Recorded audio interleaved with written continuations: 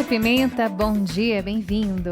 Bom dia, Ariane, bom dia, Diego, Bom dia. Ouvintes, você que está nos acompanhando aqui também com imagens. Paulo, a gente começa hoje, antes mesmo da dica de livro para os nossos ouvintes, trazendo então mais uma edição daquela pesquisa que sempre analisa como é que está o hábito e a frequência de leitura dos brasileiros, não é isso? Exatamente, a Câmara Brasileira do Livro lançou ontem essa pesquisa, mostrando esse panorama e traz alguns dados muito interessantes para a gente. Eu queria que a gente ficasse em dois deles aqui. Tá. O primeiro deles é que, em relação aos livros no ano passado, né, 2024, 61% das pessoas que compraram livros no ano passado são mulheres. Então é um número muito relevante, 39% de homens, 61% de mulheres. E isso quer dizer muita coisa aqui no nosso país, né? Que a mulher está mais inserida no mercado literário, que ela está, apesar de todas as tarefas das mulheres, né, das cargas, das jornadas duplas, triplas, as mulheres ainda estão encontrando mais tempo para ler. Que E isso, de interessante. alguma forma, alegra não pela jornada, mas pela força, né? Com certeza ali, sem romantizar nada, tem uma dificuldade, mas que bom que o número aumentou, né? Assim, em 2023, 57% eram mulheres e 43% homens. Então, nesse ano agora, aumentou o número de mulheres e diminuiu o número de homens.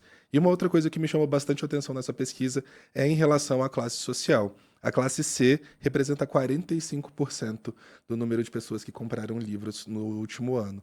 Então, isso daí também é uma margem muito importante. A gente tem falado sobre o preço dos livros, sobre como está caro o livro, né? Numa livraria física está muito caro, na internet está caro, todo lugar está caro.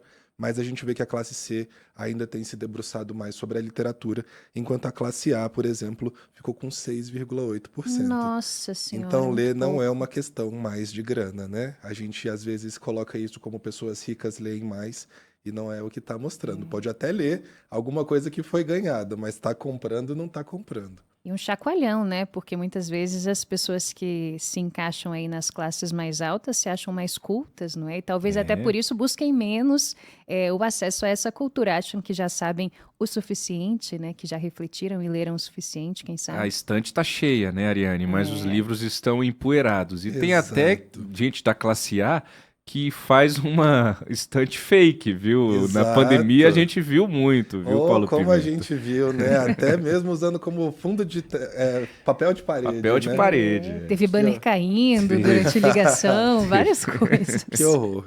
Mas enfim, gente, eu acho que esses dois são os dados mais importantes que eu vi dessa pesquisa.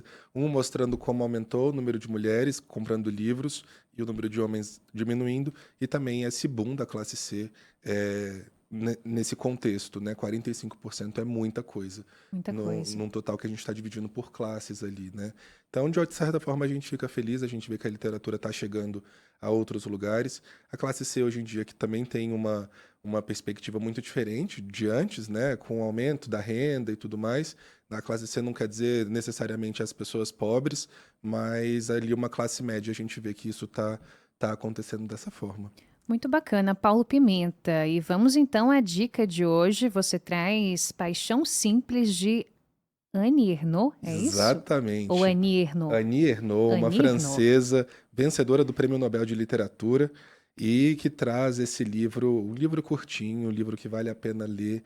Ela tem uma literatura autobiográfica, então é muito difícil você ler o livro e não achar que está lendo um diário dela ali. Tudo bem que na autoficção tem também, como o próprio nome diz, ficção, né? Nem tudo ali é tão biográfico assim. Mas o contexto e a maior parte é isso. E esse livro traz a história de uma mulher já mais velha, divorciada, com 2 filhos, que se apaixona por um homem casado. E aí é justamente isso, como ela fica maluca naquele relacionamento e de como a vida dela se transforma completamente com a chegada dessa pessoa na vida dela. Um dos trechos diz o seguinte: Desde setembro do ano passado, não fiz outra coisa além de esperar por um homem, que ele me telefonasse e viesse à minha casa. Eu ia ao mercado, ao cinema, levava a roupa para a lavanderia, corrigia trabalhos, lia, agia exatamente como antes, mas só conseguia seguir em frente porque estava muito acostumado a fazer isso tudo. A impressão que eu tinha, sobretudo quando falava, era de estar vivendo no automático.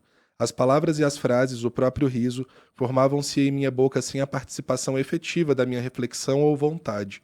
Lembro apenas por alto dos meus afazeres, dos filmes que via, das pessoas que encontrava. minha conduta era totalmente artificial.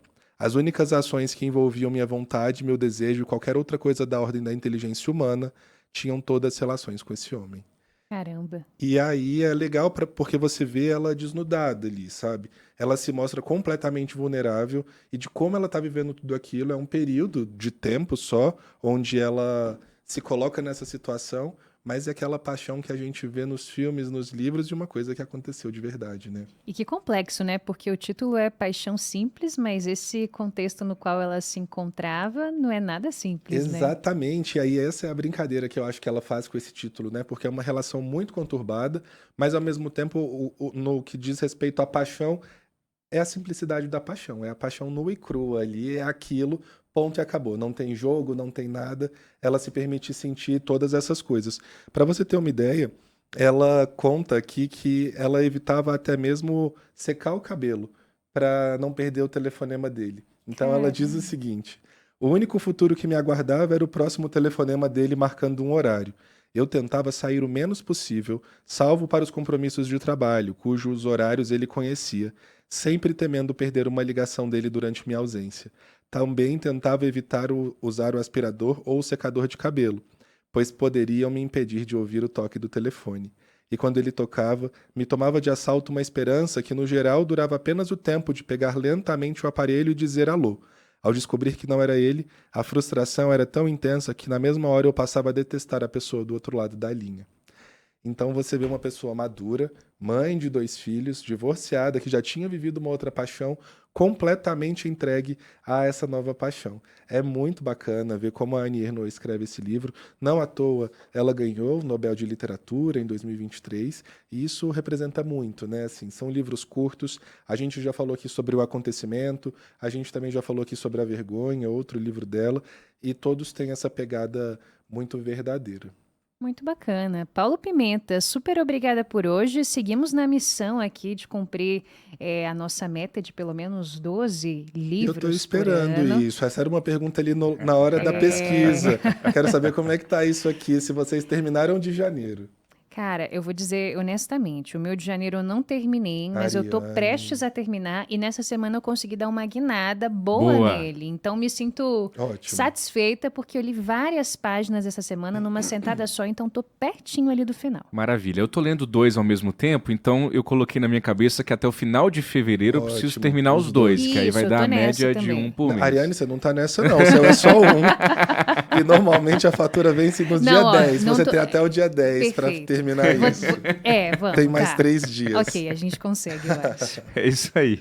Ó, você não vai ler, o Paulo Pimenta vai estar aqui, ó, como um anjinho na sua mente, na sua Exatamente. consciência, dizendo leia, leia, leia, viu, Ariane Bittencourt? O Paulo Pimenta me assombra nesse ponto. Até semana que Obrigado, vem, pessoal. Um Paulo. abraço.